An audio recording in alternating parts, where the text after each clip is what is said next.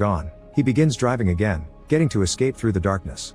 The base launches some missiles to kill the pirates once they're far enough.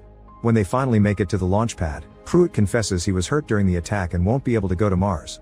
Roy knows he should be upset over losing his safety blanket, but continues to bottle up his emotions. Before Roy leaves, Pruitt gives him a drive with confidential information, confessing it'll put Roy in grave danger because their higher-ups don't trust him. Roy gets in the rocket to Mars, where he meets the crew and Captain Tanner, who inform him Pruitt was taken for emergency surgery. This trip will last 19 days, and nobody in this crew knows Roy's real mission either. Mood stabilizers are distributed, but Roy hides in his suit instead of taking it. When he has a moment alone, he checks Pruitt's drive, which shows that Spacecom received an SOS signal from the Lima project crew that indicated Clifford intentionally disabled all external communications. If the mission isn't successful in contacting Clifford, then they must destroy the Lima project and Clifford himself to stop the surges.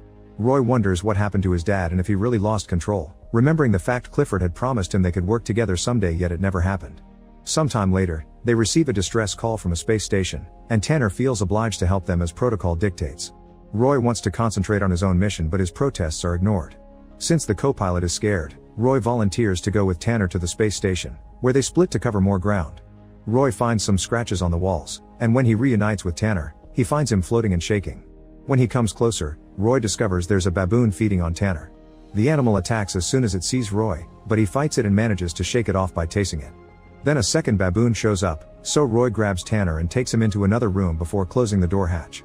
Roy tries to seal Tanner's helmet with some duct tape, but soon he has to return to the door to keep it closed because the baboon is trying to open it.